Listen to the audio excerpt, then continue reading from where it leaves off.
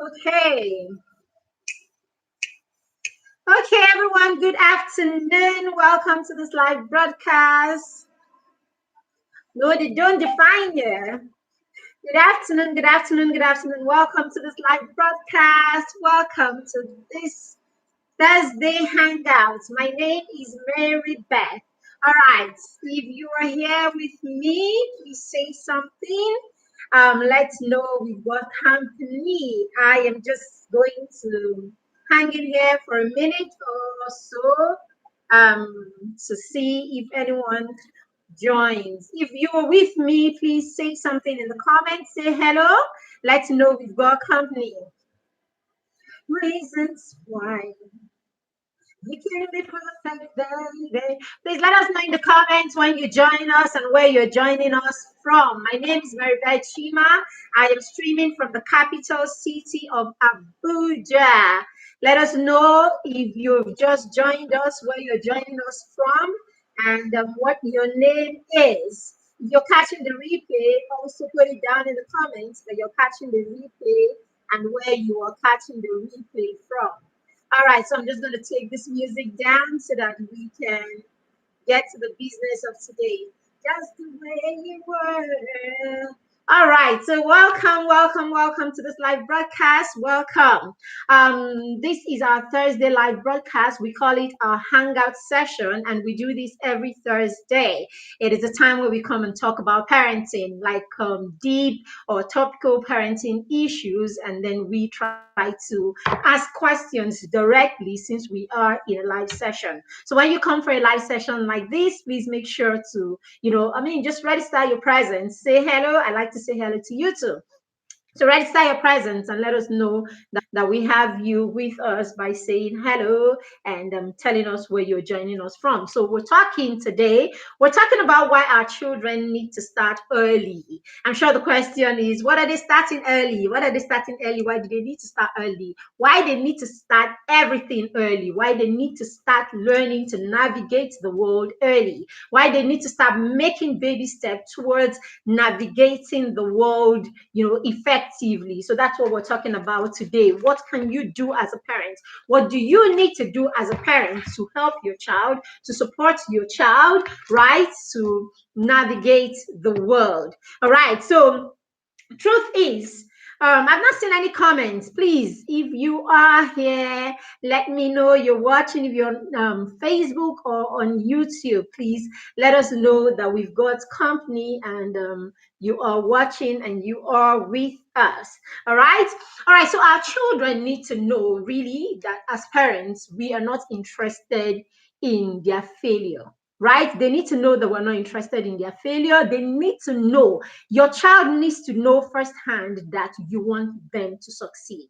Okay, you must, in your parenting should be done in such a way that your child knows that you are their number one supporter, you are their number one cheerleader, and that ultimately your goal is that they succeed. So in everything that you do with your children, everything that you do for your children, if your children do not recognize that you want them to succeed and that their success is important to you, then there is something that is not going on well that you need to go and address. Okay?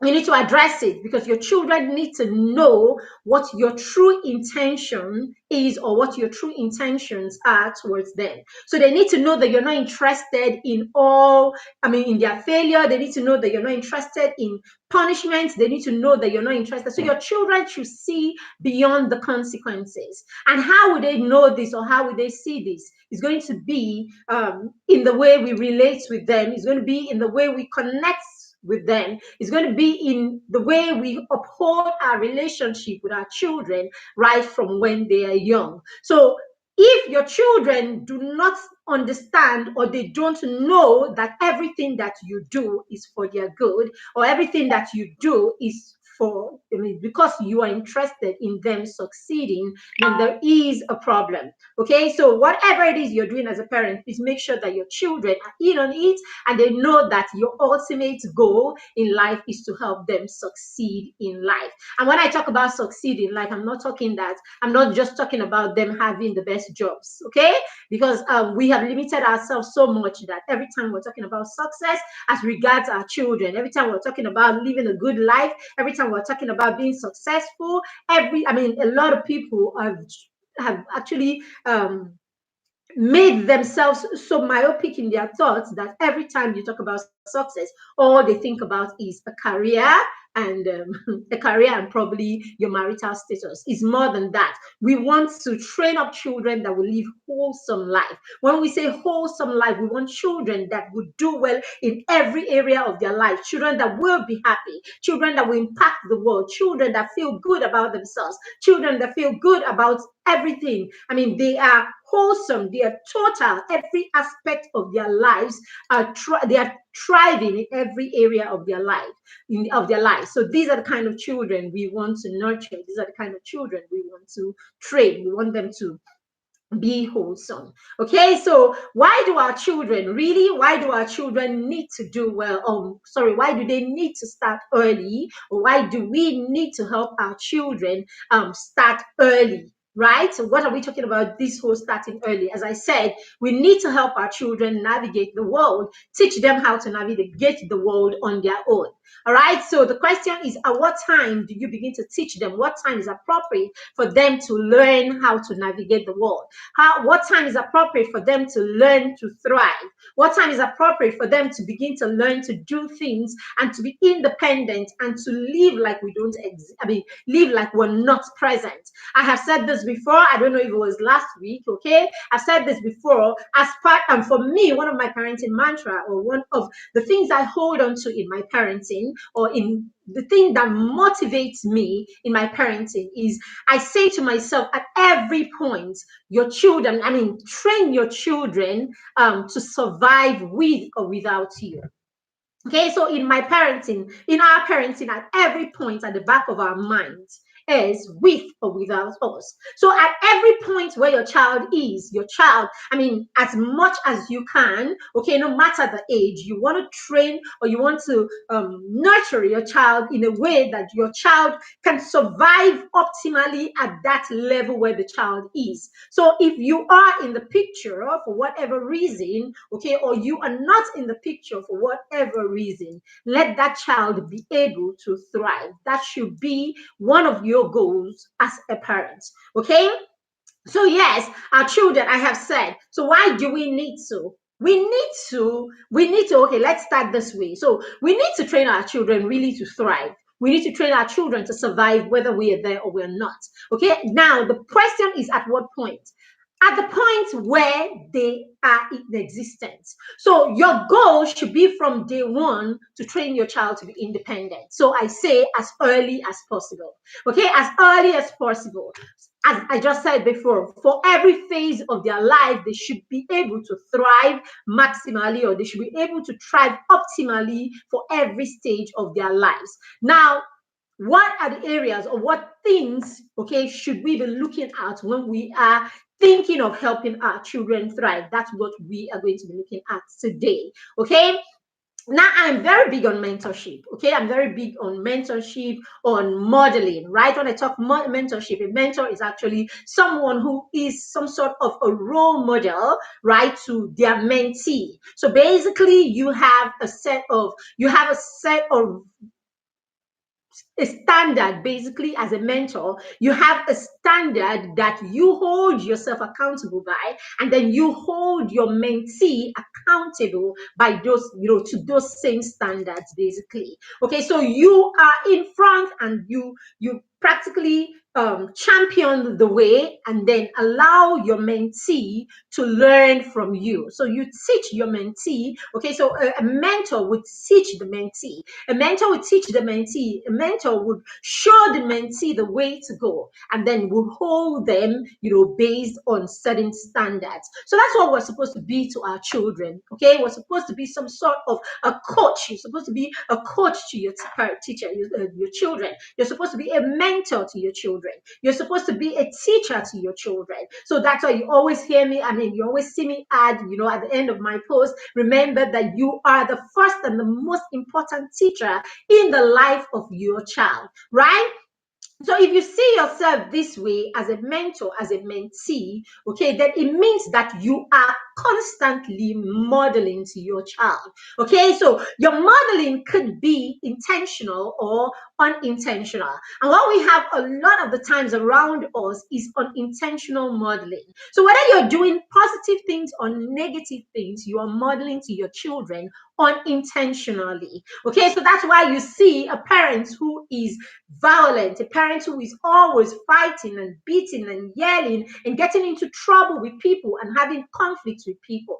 Okay, such parents have the likelihood of bringing up children who are pretty aggressive also, whether the child likes it or not. And this is not necessarily because the parent has taken a board or has sat the child down to instruct the child, oh, this is what you do, don't be aggressive and all of that. No, that's not it. The child, you're going to model to that child unintentionally, and the child is going to pick some of these things unintentionally. So it depends on how much, okay, how much that occurred before the child, how much that positive or negative behavior occurred, how much of it the child had the opportunity to be a part of or to experience. Okay, we show the extent to which you can actually influence them, or you can actually your modeling will take roots in their lives. So it depends on how how the child perceives you or how the child takes you.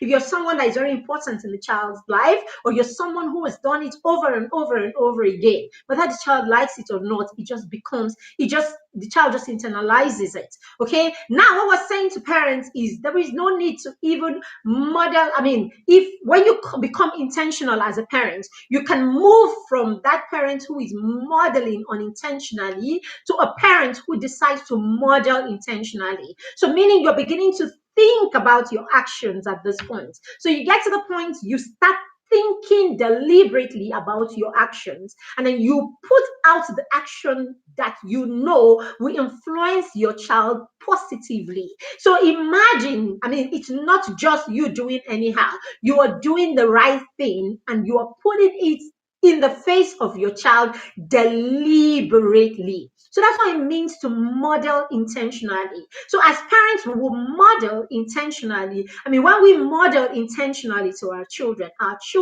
will internalize, what they see us do, especially when we are intentional. And that's one of the mindset behind this group. Okay, are being able to model intentionally to our children. So by the time you get to the point that you are conscious, okay, you become a purposeful parent, then you say to yourself, you know something, I'm going to be the one at the forefront. I am the mentor. And so I'm going to embody what I want to see, and I'm going to live it so that my child can learn firsthand from me. Okay, so that's what it means. So the name mentor parents is not just a brand name for me. It is me. It is who I am. It is the role I decided to take as a parent to become a mentor to my children. All right. So what do we need to do? Okay. What do we know now that we know that it is important that we start early? And another reason, I mean, one of the reasons why we need to start early is the fact that modeling is not enough. So yes, you have modeled to your child has seen this behavior. Now for the behavior to really take root, it has to be practiced over time. Okay, it has to be practiced over time. So when practice happens over time, it becomes a habit. Okay, when practice happens over time, it becomes a habit. We know how the brain works, okay? At some part, I mean, there are neural pathways that are being created in the brain, okay? At the point where an action is experienced the first time, a new pathway is created in the brain. And as that action is repeated over and over again, that pathway becomes finer, and that's where expertise, okay, that's where expertise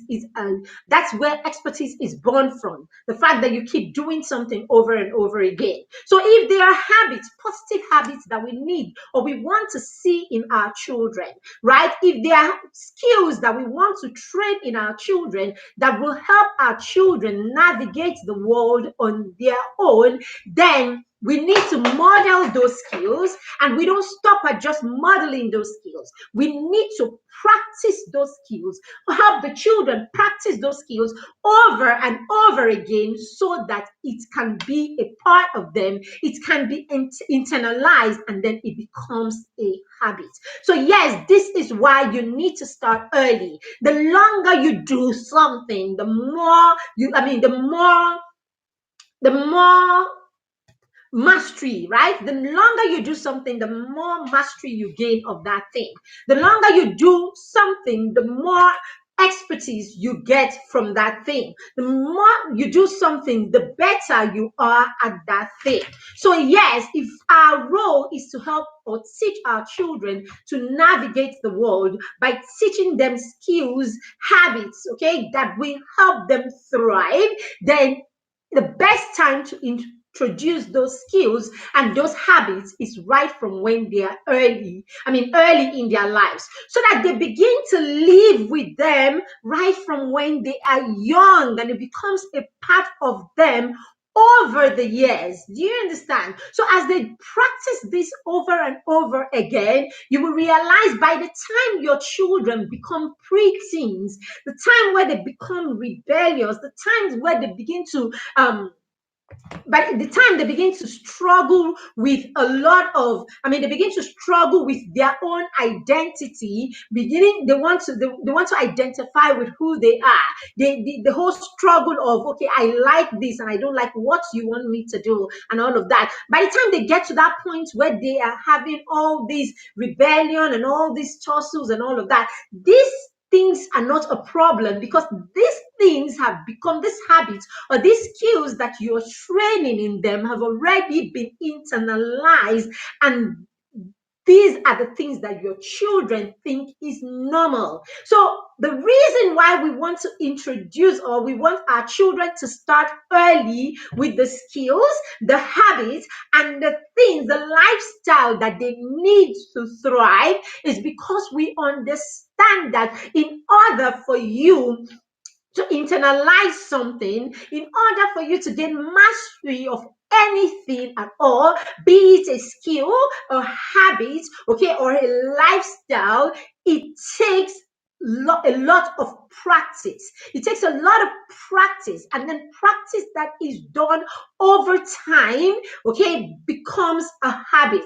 Anything that is practiced over time, anything that we are consistent with or in over time, becomes a habit. So yes, if this is what my child needs to thrive, if this is what my child needs to know today, this is what he needs to do, if this is what he would need to thrive and have a balanced life when he is 16, when he's 20, or when he's 25, why not? Why wouldn't I begin to help them practice it right now, so that by the time that they are 16 and 18, this is already a part of them, and there will be no need to struggle. The thing is, if we don't teach our children, or if we don't help our children internalize the things or the habits that they need to thrive, we will make them struggle. So I mean It's simple. They will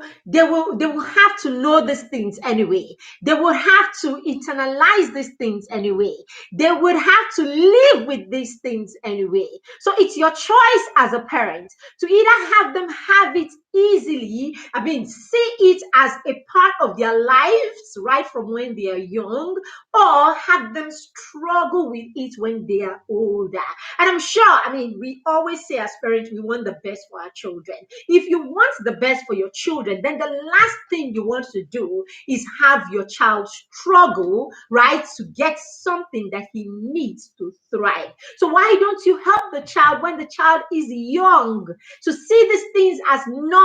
At the point where the child cannot, I mean, at the point where the child cannot argue about it, at the point where the child cannot, I mean, the child just sees it as normal. Why don't you introduce it at that point and have the child internalize it at that point, rather than for you to wait for a time that the child doesn't even recognize that this thing is good for them, because at that point their brain is not is not matured, is not fully matured, to reason out that something, or this thing that mommy wants me to do is the right thing. I mean, you all know what I'm talking about. There are certain things that when you were a teenager, certain things that when you were a preteen, some of them when you were even a young adult, that you actually participated in or you allowed yourself to get into, that somewhere along the line, by the time you became an adult, you actually look back and you say to yourself, did I do that? What was I even thinking about? Right? Right? There's certain things that knowledge that you have today that really, if you had like 10, 20 years ago, your life would have taken a different trajectory altogether. Okay. I do not believe in that. I do not believe in that, mindset that people should be allowed to make mistakes. Okay. I don't know how to put it now. It's not like I don't believe in mistakes. Okay. To say that people or children should be left alone and not taught the right thing, or are not taught, they're not given options, or are not equipped or empowered, right, to realize and to and analyze the options before they make decisions, right? And then I'm all for give them options, right? I'm all for show them, let them see, let them be equipped, let them be informed, let the child be informed, let the child be equipped, let the options be laid before the child, and then you step back and allow the child make their choice based on the options that are available to them.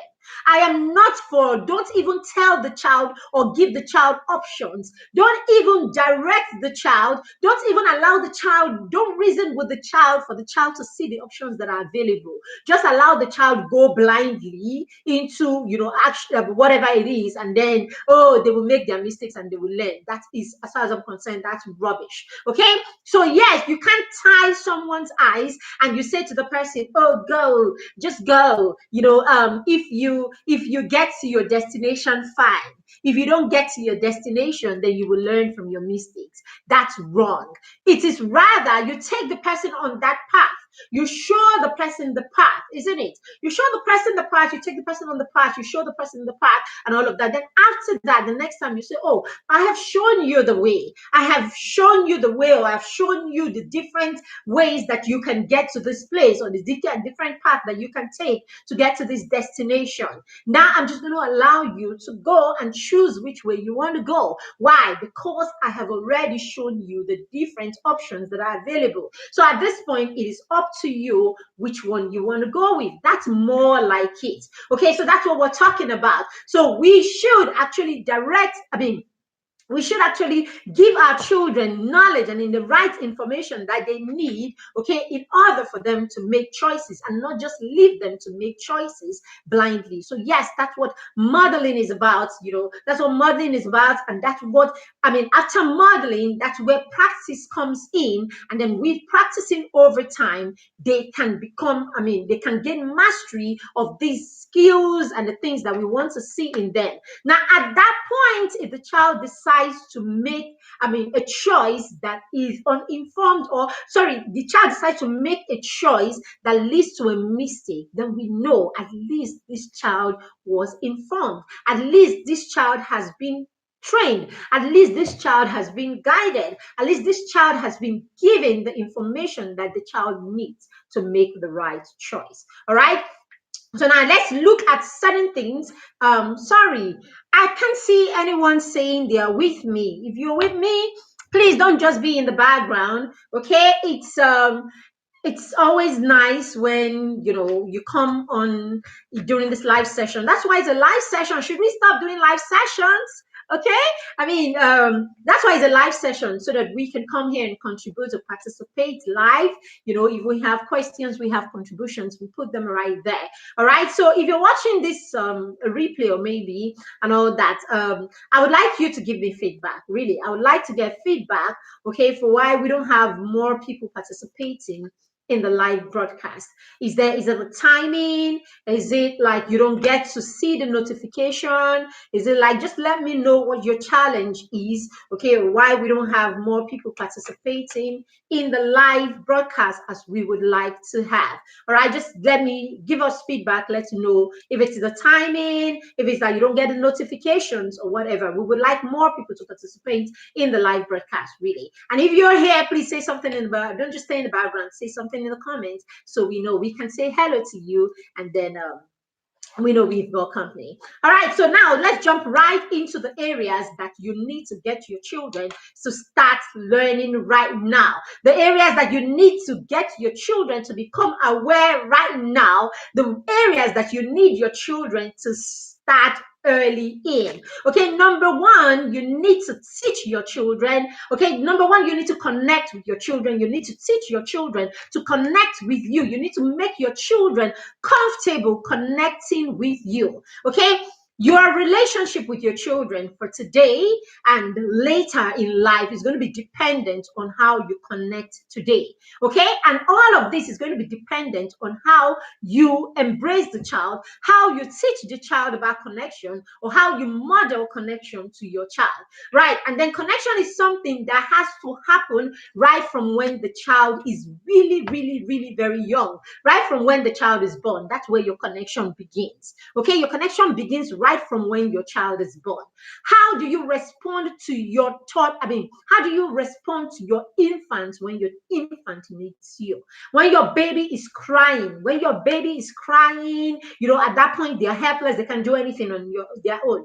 At that point, how do you respond to the child? Are you the parent that is constantly are you the parent that is constantly carrying your feelings on your face? Are you the one that is constantly exhausted and showing it? Are you the one that is constantly complaining because you think your child is just an infant and he does not understand English? I tell you, at this point, most of what your child sees, right, of you is on your face. Okay, so how the facial expression and how you respond to this child through your facial expression is going to go a long way. Okay, you would think that it's not important, but it is very important.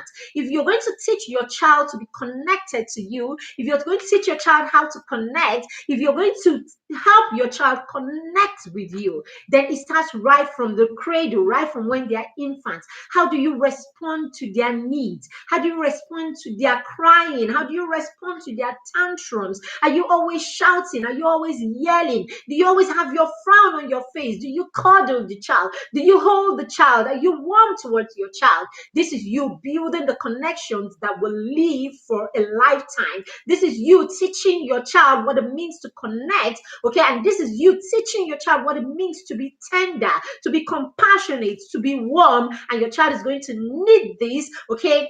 Even as they grow older, your child is going to need it in order for the child to navigate the world. So yes, their emotional intelligence and their emotional quotient is going to be It's going to be developing right from when they are infants, and that's all dependent on you. So how emotional your child is going to be in the future, how emotional, how warm, how compassionate, okay, your child is going to be in the future is all dependent on you. So yes, when you see people that cannot express emotion, when you see people that are not compassionate, you think, oh, this one is just a wicked person. No, a lot of times, okay, I mean, a lot of times it's right. Go back to their upbringing. That's where it started from. All right. So as they grow older, how do you respond to them when they come to you? When your child comes to you to speak to you, when your child comes to you to talk, when your child comes with all the many demands that a toddler brings, what do you do? Do you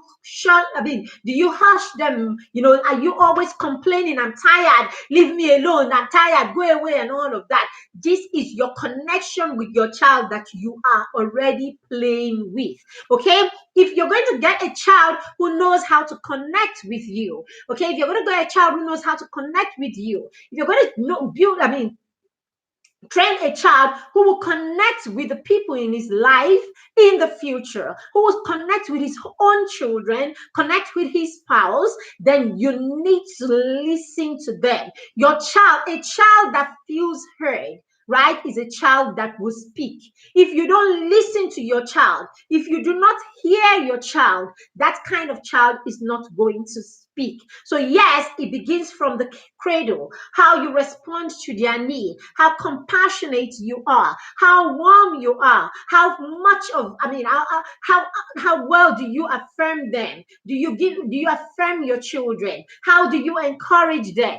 How do you motivate them? How do you praise them? Are you the parent that is constantly nitpicking the wrong things that they do? Come on, pick that thing. Come on, pick this one. You walk into the house and there is war. Every time you come in, the mood in the house just goes from 100 to 0 because your energy is negative. Your energy is it's a lot of strife with you. It's a lot of complaining and a lot of judgment and a lot of, when you are like that, you're going to you're going to squeeze your home environment. You're going to squeeze everything that speaks connection out of your home environment. And we don't want that. Your child needs to be compassionate. Your child needs to their emotional quotient needs to be developed. Your child needs to know how to respond and listen to the people in their lives. And if they're going to do that, then they would have to learn it from you. They will have to learn it from you, their primary caregivers, their father, their mother, and the primary people in their lives. So yes, if you want your child to be able to navigate the world and be able to thrive, okay, you would have to start right now to teach them how to connect by modeling how to connect to your child, by connecting to your child, by responding to their need, by listening to them, by paying attention to their tantrums. You cannot meet their tantrums with yelling. You cannot meet their tantrums with shouting. You cannot meet their tantrums with beating. You are not going to allow that child learn how to connect. Number 2, you will have to teach your child to develop positive social skills, okay, right from when they are young. You will have to teach your child how to break the ice, okay, and have conversations with their peers and with adults. Gone are the days where you teach your children, oh, don't talk to an adult. Nobody says your child, okay, good morning. Who is this? Good morning. Please let me know your name. I'm using StreamYard so I can't see your name. All right, good morning. It's good to have you. All right, then. So it's afternoon for us. So I believe this is someone who is in diaspora. All right, then. So yes, so your children, right? So yes, social skills. So you need to teach your children how to break the ice. Okay, as I was saying, gone are the days where you say to your children, oh, you don't talk to adults, you don't talk to strangers and all that. So your child is in a gathering and someone says, oh, hi, and then the child just looks at the person and turns away and walks away because someone has said to the child, you don't talk to strangers. No, gone are those days. We're not saying your child should go and be jumping around people that they don't know, but you should teach your children to be able to start conversations with anybody. Okay, And then starting a conversation with a total stranger doesn't necessarily mean that they are there for long. So teach your child to be able to say, oh, good afternoon, sir. My name is Kamsi. How do you do? Okay, you should be able to go that far. Okay, my name is Kamsi. How do you do? And then the person responds, how do you do too, or whatever. And you should be able to excuse himself. Okay, I don't really know this person, so I should be able to excuse myself afterwards. Okay, it's nice meeting you, sir. I have to go meet my mother. And then the child walks away. So you need to teach your children how to be able to break the ice. You walk into a supermarket, your child should be able to say to the person next, oh, good afternoon, sir. How are you doing today? Children should be able to break the ice like that. You need to teach your children. You need to expose your children to knowledge. Okay, expose them to knowledge early in their life so that your children can hold conversations with people at their level and beyond their level. And that's the thing about knowledge. Knowledge is actually universal. As soon as a child becomes inclined to knowledge, okay, or inclined to gathering knowledge, as soon as a child begins to enjoy learning, you will find that learning does not have boundaries really. When the child begins, let's say your child loves animals, right? And he begins to learn about animals, you will realize that the child will know so much about animals that he can have a conversation with an adult, with a 20 or 30 or 50-year-old at their level, because he's talking about a particular subject. He's talking about a particular subject matter that he has mastery or he has knowledge of. So yes, teach your children to have superior knowledge. Okay, how do you do this? You do this by teaching your children how to read books. You teach your children how to read books. You teach your children, put before your children what's your environment like, what is always playing in your environment, what is always playing out, what experiences are available in your environment. Is your home the home that all that plays on your TV is Telemundo? I'm not saying don't watch Telemundo or watch. I'm just saying if you want to. I'm saying what are your children? What experiences are your children having in your home? The experiences that your children are having in your home would actually contribute to their knowledge bank, right? So what books are they reading in your home? What are they watching in your home? What are they listening to in your home? What are you talking about in your home? What knowledge are you passing down to your children? Do you even talk to your children about your job and what you do? Do you talk to them about the technicalities of your job? You think that these children don't know. You have a 10-year-old and you think he doesn't know nothing about architecture or that he cannot understand anything about architecture. Well, whoa. Go ahead and talk to your children about these things. Talk to them about technical things like that. When you're driving, just have these conversations. Don't sit them down and carry blackboard. Okay, come here. I'm going to teach you about architecture today. Not like that. Like, everything we do in school basically is for us to be able to transfer it into our daily lives and then live wholesome lives really. Okay, we keep separating things. That's why we think that's why you hear parents say, oh, he can't do anything else, let him focus on his book, because we keep separating this thing. His book is his game, his game is his book, his book is what he does at home, his book is what is on the street, his book should we should be able to roll all of these things together, because that's what they actually are.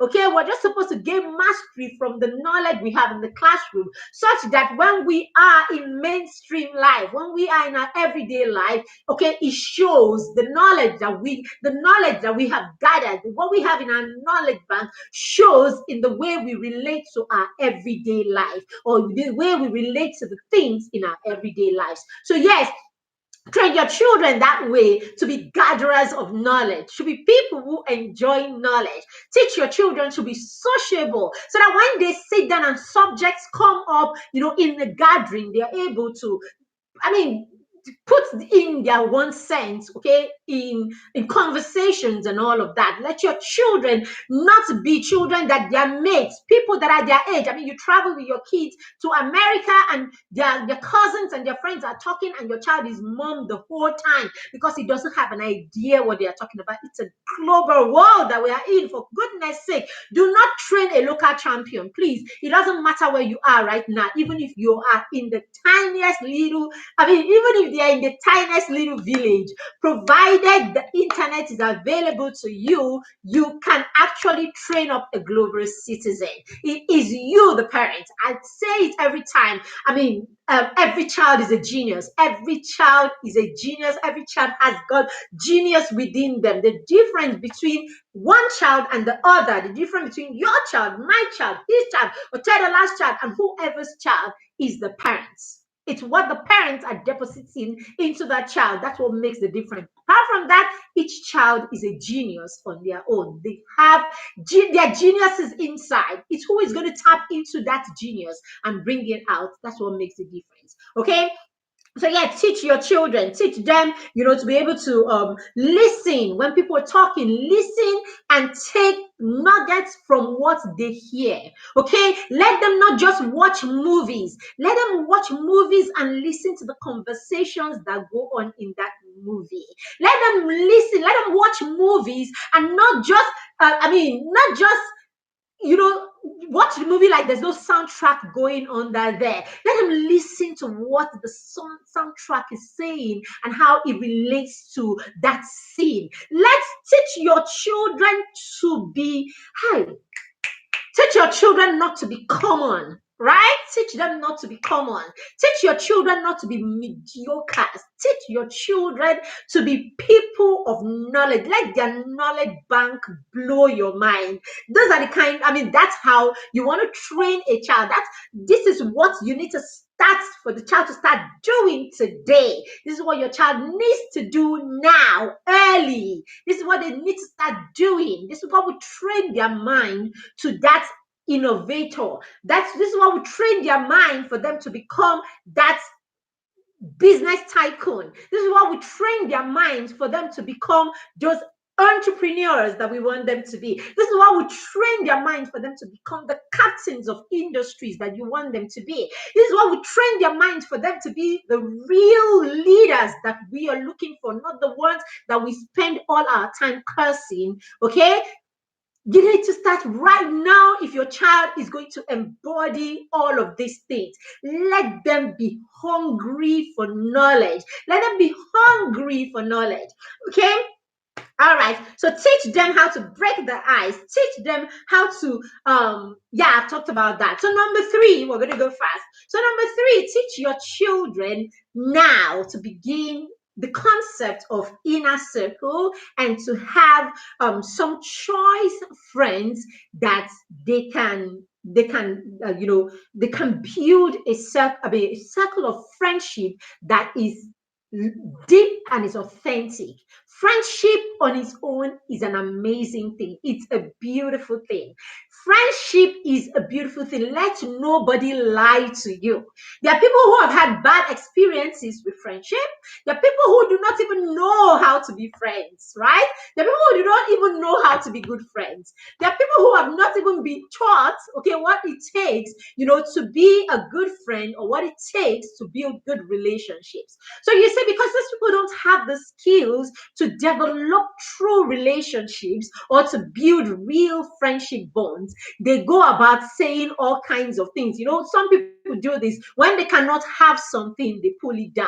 When they cannot do something, they make it seem like it is a problem. No, friendship on its own is a beautiful thing. Even the scripture says so. Even God, right from creation, God created man to have companions, right? Right from creation, right from creation, God created man to have companions. I talked about this last week, right? God, friendship is a beautiful thing. In Proverbs chapter 18, verse 24, it actually says that a man of too many friends comes to ruin, right? But there is a friend that sticks closer than a brother, right? So it's not about the crowd. It's not about having 20, 50, 80 people all around. Shout, oh, this was my friend, that was my friend, this was my friend, that's my friend. It's not about that. It's about, creating, being able to build a circle of, friends, one friend, 2 friends, three friends or so that you have in your inner circle. I mean, and how do you build this kind of friendship? I talked about it last week. You start by, using your set of values. Okay, your values. I mean, does this person share the same values that you share? Does he share the same kind of mindset, the same kind of ideas, ideology? Is this person your kind of person? I'm not saying you must all be the same personality. You must all be the life of the party. Neither am I saying you must all be gloomy. Your friend can be have a different personality from you. That's different. We're talking about your values. What values did you share? What values does this person have? So teach your children about values and how they can use their values to pick, okay, or to choose their friends. Teach them how to be loyal in their friendships. Teach them that friendship is built, it is worked on, it is built over time. Teach them how to walk away from people who are toxic.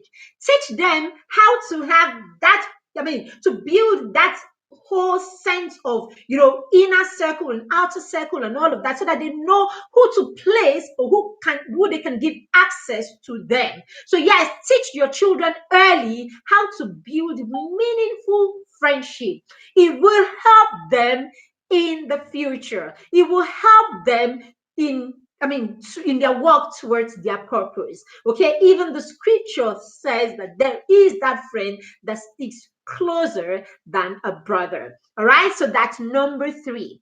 Number 4, teach your children early. If you're going to thrive, teach them early how to be culturally intelligent. Okay, let your children, so this is one of the things that we're going to be doing in the in the mentor parent program for term 2. So in the mentor parent program is a program that we have in the academy. Okay, it's parents that we have parents enroll for this program, and in that program we help you identify the needs, specific needs that your children have. It is school. It is like them. It is like school. Okay, it's like us training you to be a teacher, to be a true mentor. Okay, we're training you to be a true mentor, a teacher to your child, to be your child's coach. Okay, and for you to mentor someone, you must understand that person and you understand their need. So we help you identify your child's specific need, right? And then we create plans for you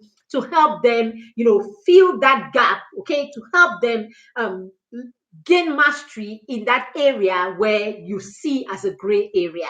All right, so one of the things we'll be focusing on in January is we're going to help parents to help their children become culturally intelligent. Right now, wherever your child finds himself, your child should be able to thrive in that place wherever they find themselves. So they should be able to understand the culture of these people. They should be able to understand, they should be able to understand the food, the culture of these people, understand where these people are coming from, understand at every point. My children are going to be learning to speak Pidgin English from January. Okay, they're going to be learning to speak as part of our roadmap for cultural intelligence. They're going to be learning to speak Pidgin English from next Easter, because yes, there is no need forming anything. Let your child be able to thrive in whatever location they find themselves. Okay, it is very important, okay, if your child is going to thrive in the future with or without you. Wherever they find themselves, they should be able to fit in. Okay, I'm not saying they should change who they are. They should be able to come into a system and flow in that system without being aliens in that system. Okay, yes, they don't have to be outcast. They don't have to be aliens to any system. Wherever they find themselves, they should be able to seamlessly fit into that system, and it takes cultural intelligence to be able to do that. So teach your children from right now to be culturally intelligent. Okay, let them travel. When you travel with your children, if your children are not traveling, give them the experience. I said we are living in a global village right now. Let them have experiences through books. Let them have experiences through pictures. Let them have experiences, through visual reality. Let them have all kinds of experiences right now. There is no excuse why any child in the 21st century, why any child in 2021 should be living as if they are living in a cave.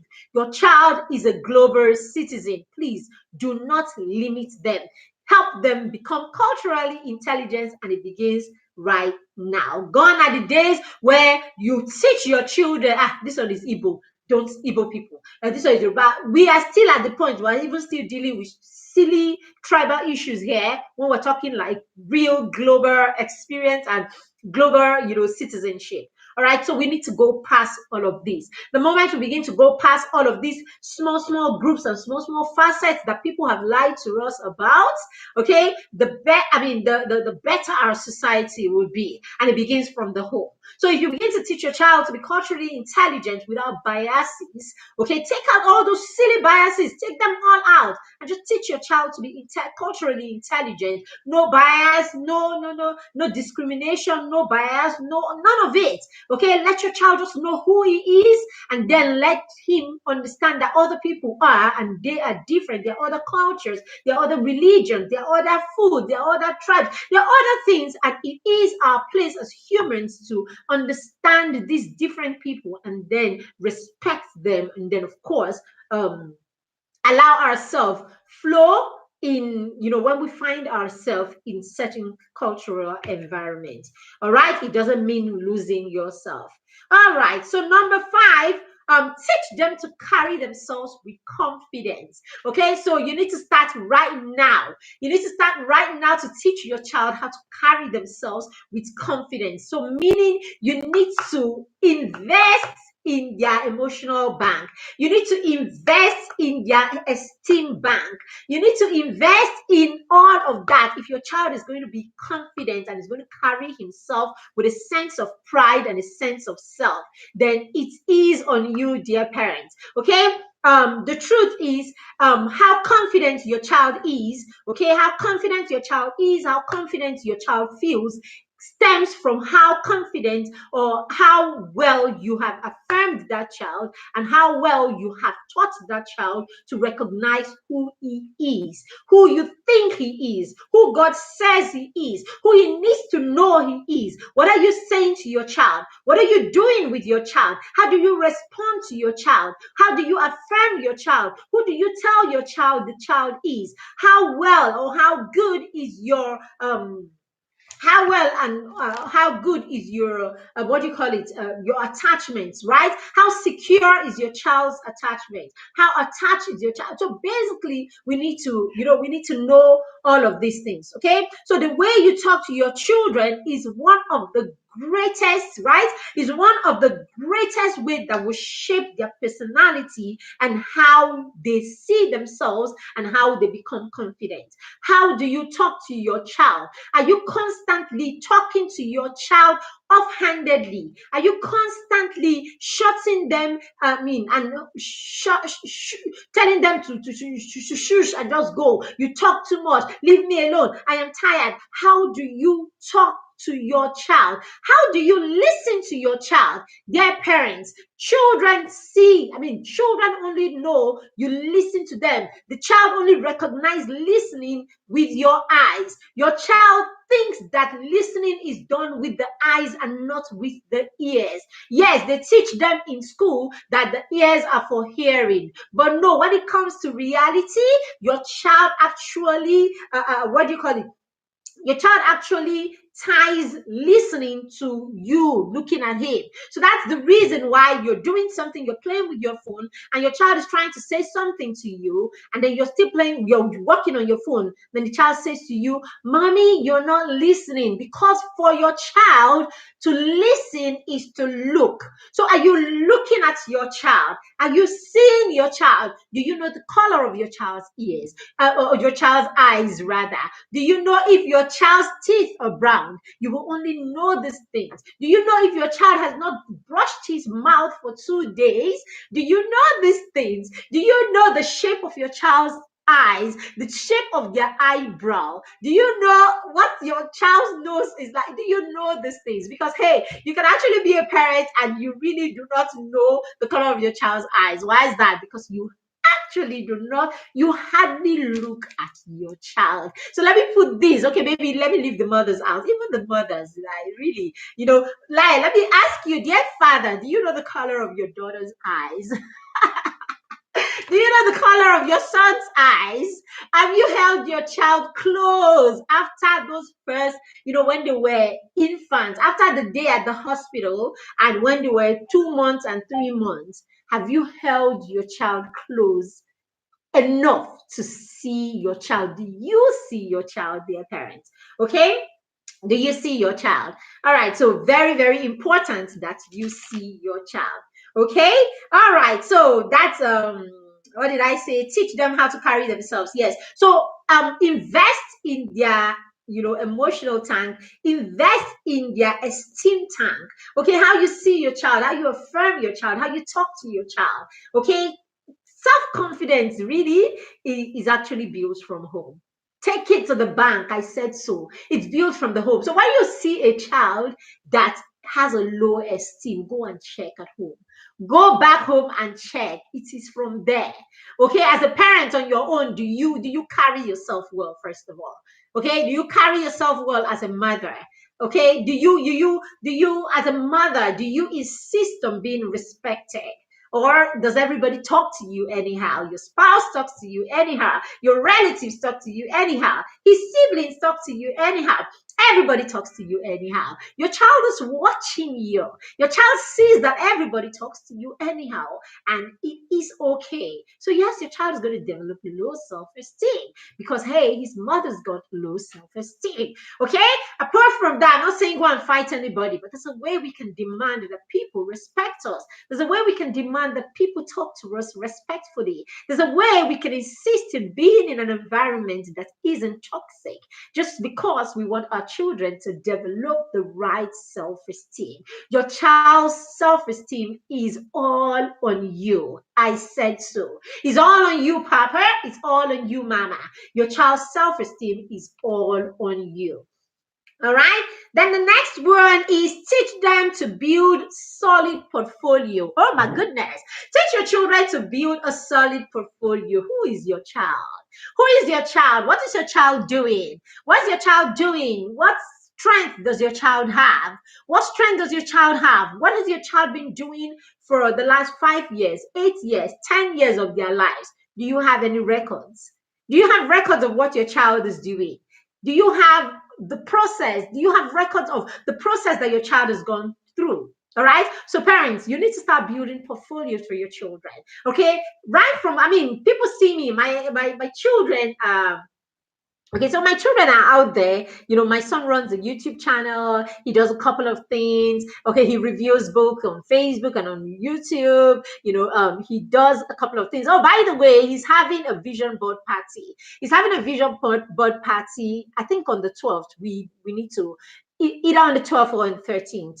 Okay, so I will communicate the date. So a vision board party is he's hosting 25 children, okay, in a vision board party.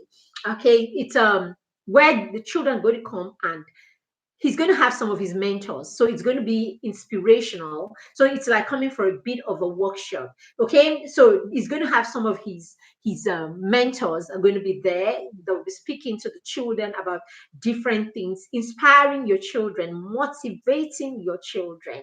All right, and then he's going to take your children, okay, through a visioning session where your children are going to visualize what it is that they want for their lives next year, for a year, and then in the long term. Okay, long term and short term goals. Basically, you're going to be looking at that. Our children need to begin to think beyond. I want to be a doctor when I grow up. I want to be a tailor when I grow up. See, parents, this is the 21st century. Say, your child cannot be talking like one child in Guru village. No, your child cannot be like that. Your child is a global citizen. Do you know what children? Your child is competing. I'm not saying competing in the sense of competing. Your child is going to be competing for the same job with a child in Beijing. Your child is going to be sitting next, you mean your child is going to be interviewing for the next position, for the same position as a child in Washington, D.C.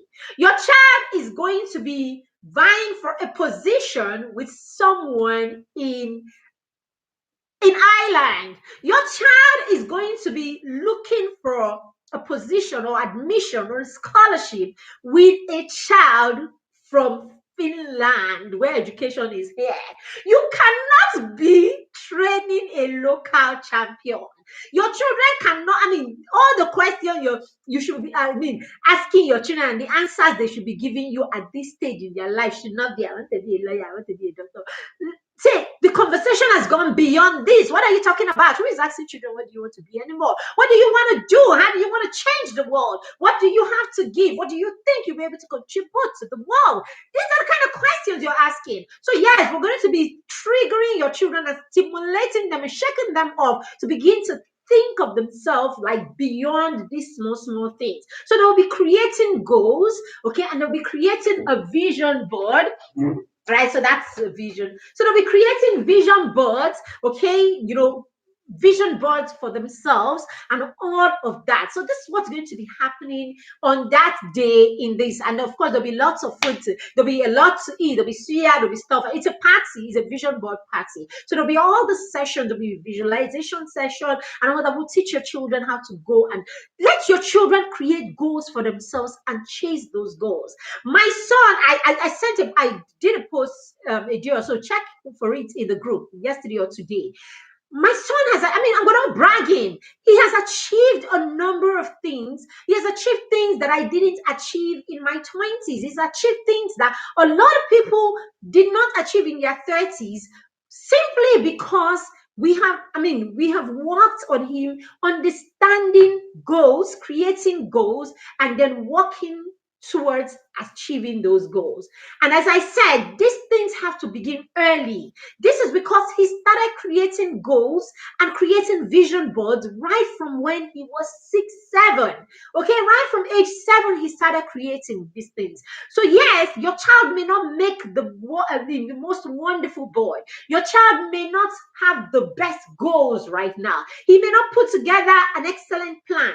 But hey, we are sowing seeds and he's already coming into that space. He needs to start at some point and will be nurtured over the years for them to become, to thrive and be that thing that we want to see. Okay?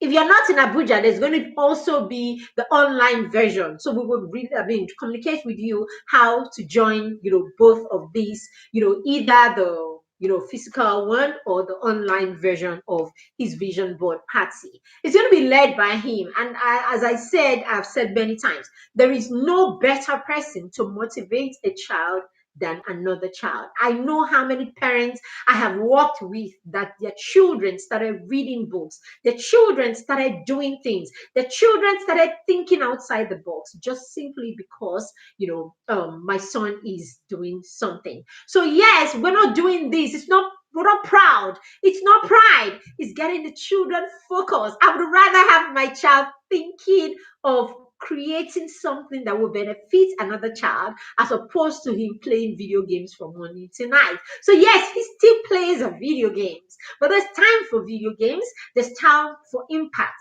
There's time for, basically there's time for productive things. There's time for entertainment. And there's time. So if our children are going to be focused, we need to champion the chat. Okay. We need to create the path for our children to begin to think in the line of focus and to begin to act like people who are focused. Very, very key. This has nothing to do with bragging or putting your child as there's nothing like that. We have gone beyond that. If you know me, people who know me know I'm very private. People who know me know that I got no seed of bragging. I mean, what am I bragging about? Nothing. So, man, this is all about, creating platforms for the children, engaging the children in positive things, teaching the children about impact, and making them understand that there is something you have that you can give to the world. It doesn't matter how young you are. That brings us to the next one. The next one is, what digital footprint is your child? Are you creating for your child? So your child is your child is a native, isn't it? So they are technology or internet or whatever natives, isn't it? So they are natives, and as it is, your child is never going to know a time where there is no internet, there is no artificial intelligence. In fact, it's going to get deeper and deeper and all that. So it is what it is. This is the future. The future is technology. All right. So you better equip your child, right? You better equip your child technologically. Your child is not you. You are a migrant. Your child is a native. So let them be. Allow them. Okay. I'm not saying give them phones and give them things to be on the internet that they cannot navigate. Consuming technology is different from influencing and using technology. Please, they are two different things. So your children need to know what it means to use technology and not to just consume it. Okay, all we always think about is consumption, consumption, consumption. Even as a country, we're consuming, we're not creating. So teach them how to create with technology and not just how to consume technology. So that being said, there is all of these, social media and all of that. For some of us, that's all that technology means to us. And so we let our children go on social media and do all kinds of things and all of that. You need to be careful. What digital footprints is your child having? Is your child just on the internet to bend down and bend down low and wiggle tail and wiggle?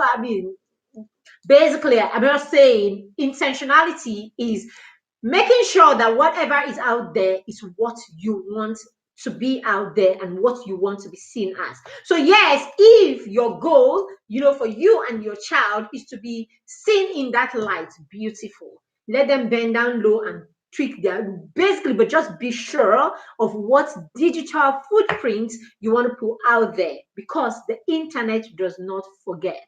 Okay, it will never go away. It will never go away. Whatever it is that they come up, they want to do in the future, they want to be, whatever it is, it's going to be there. So whatever they are putting out there, whatever your children are putting out there, make sure they are putting what it is that they will be proud of in 5 years, 10 years, 20 years, 30 years, 50 years from now. Okay, so the digital footprint that your children have out there is very, very important, and you need to make sure it is what you and your children want. So I said to my husband the other day, I said, "Oh, your son is even more Googleable than you are." All right. So your son is Googleable. Like, he was like, I was like, go to Google and just type in his name and you will see that he's Googleable. So when they put your name on Google and you hit it, do that. Hit your name on Google, what comes up? Basically, that's your digital footprint. When you go on the internet, okay? The other time I had my niece use my old phone and all of that. And then, of course, that's like 2 years ago. And recently I was going through my phone, I went to my cloud and I saw all kinds of pictures that are there. She didn't know she was using my phone, but all of her pictures were being, saved in my cloud. So it's right the pictures that, she saw some things and she was like, "Oh, auntie, that was 2 years ago. That's before she came to be with me." But hey, hello, the internet does not forget. So yes, what digital footprint is your child putting right there on the internet right now? Is it going to be befitting in 5 years, 10 years, and all of that? I know what digital footprint I want. So when you see us online, don't just think we are showing off. We don't show off nothing. We are placing our prints on the internet, because that is the future. All right, so last one, teach them to pursue their interests and talents. I wish I could dwell on this, because you all know this is what I am about. Let your children identify with their talents. Let your children create platforms, create opportunities for your children to begin to express themselves. By the time your child is 12, let your child be able to hold on to a particular 1, 2, or three things that they can focus on. Let them build a portfolio on that, in that area. Let them build expertise in that area. So recently I had a meeting with my son. We sat down, one of our business meetings. We sat down and I said to him, you do this. I need you to look at it in 2 days' time. Come back and tell me what it is that you know is your thing. This is me. This has nothing to do with mommy or with dad to daddy. With daddy, we don't have to. Hi, I can see your name, but I see you. Welcome. Thank you for joining us. All right. So yeah. So I said to him, it has nothing to do with me, nothing to do with daddy. If I sleep in my room and I don't come out, I don't say nothing to you about it. You can do this on your own. You can. This is that place where you are cool on your own, because my son does a number of things, right? So I need you to pick that thing and say to me, this is that one, two things. Up to you. If it's just one, it's fine. If it's two, it's fine. Pick it and say to me, this is it, mommy, and that's it. That's all I want you to do. By the time your child is 13, 12, 13, they should hold on to one thing that they are going to build their expertise on. These are the things that will put your children out there. This is the area where your child is going to impact. This is the area where your child is going to concentrate on and impact the world. This is where the scholarships will come from. This is where the fellowships will be related to. This is where your child is going to impact the world. This basically just focus and let your child, grow expertise in that area, and it starts right now. Remember, I said modeling is one thing, learning a skill is one thing. It's only with practice that it becomes, the mastery is achieved. It's only with practice that they become experts and authority in that area. So by the time they are 12, if your child is 12, 13, and you can't say, this is what this child is, then please, you need to run back to the drawing board. This is what we do with parents in the mentor parent program. We want to guide them. We guide them towards all of these things. The things that ordinarily you don't think about as a parent, we make you think about them every day. It's as tiny. We go as far as talking about how your child should study, what you should do with them to study, for their study time to be effective. That is how critical this program is. And we can't do all of these things on one program. We come here every Tuesday. We can't cut it. Okay, parenting is deeper than that. You don't show up at your job just once in a week, do you, for a 1-hour session? No, it's deeper than that. So if you're going to take your parenting to the next level, if you're going to put your whole hand on the plow in your parenting, then it needs to be more than just jumping here, jumping there. You need to focus, okay? Focus, and then deal with each area of your parenting. Deal with the area where you have a need and make sure that you are exhausting it in that area. And then the last one is teach your children to identify with God. By all means, please, parents, starting now. If your child is going to navigate this world, if your child is going to thrive in this world with or without you, if your child is going to do well, then your child needs right now to start identifying with your God, whoever your God is. Okay? Whoever your God is, I know who my God is. As for me and my house, we will serve the Lord, isn't it? So I know who my God is. So I'm going to make sure that my child identifies with my God. So whatever you believe in, make sure that your child identifies with it. Let that guide the child until the child gets to the point where your child can develop his own beliefs, his own ideology, his own mindset, and all of that. Okay, I say to parents, if you start right now, chances are your God will be your child's God. All right, parents, so we're going to have to stop there today. I've had a nice time. I don't know why I did not have all of you here today. All right, but if you're catching the replay, please let us know you're catching the replay. If you're watching this, please tag your friends and let them catch the replay.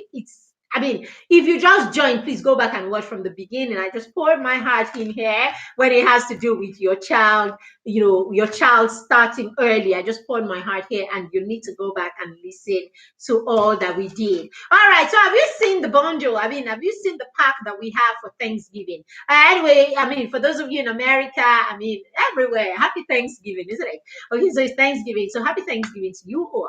All right, so we have, because we're very thankful in PTM, we have everything everything to be thankful for, isn't it? Right? So we're giving 4 of our publications, okay, they're supposed to cost about 12,000. We're giving them for 10,000 naira from now to Monday. So you can have this. I can't begin to tell you about this planner and how amazing this planner is. So we have the planner, we have Kamsi's book, my son's first book, okay, Baby Steps, okay, Baby Steps, the diary of a child on mission. He's put here all that he struggled with and how he came out of each of those struggles, and all of that, the plans he's had, what he's done, the things that he struggled with, the progress that he's made, how we've supported him. He's done that here in his first 10 years of his life. It's right here in this amazing book. And it has activities too. It has a doodle page where the child can color. Coloring is an amazing activity for children of all age, so they can actually color right there and all that. So it's a book. Every adult that has read this book said to me, I picked the book, I started reading it, and I didn't stop until I finished. Every parent that has dropped this, someone would just say to me, my daughter doesn't read. Oh, someone said to me the other day, she doesn't read, oh, but she picked this book and she disappeared. The next time I saw her, she came out with it and she was done. She was like, mommy, it was so fun. And then we have mentor parent. This is my journey. I've just tried to put, in words some of the things I did with the children right from when they were toddlers. If you are a young parent, you have toddler, this book will help you. So it's a lot of what you can do with your children in the first phase, the dependable phase of their lives. Okay, that's why I called it. It's a small book and it's deliberate that it's small so that you can actually, it corroborates Kamsi's book really. So it's a set really, both of them for, and all that. And then, of course, this is Bedtime Story for Champion, our bestseller. Okay, we're about to print a whole set of bedtime story. So if you want, you better pick your copy now before this one's exhausted. All right, so yes, you can have all 4 books for 10,000 naira. All right, so it's there in the group. You can just click if you are on YouTube and you would want to, you can also reach out, to us in the comments and we would attend to you. You can order, all of this from now to Monday for just 10,000 naira. So thank you very much, everyone who joined. Thank you for allowing us be a part of your parenting journey. We are always excited to be here and to support you. If you're catching the replay, please say so. Okay, thank you for making time to join. And if you caught the replay, say so. If you have any questions, put them in the comments. I can't see any question to answer to, but if you have anyone, please put them in the comments and I will respond to them. Have a lovely, lovely afternoon. Bye.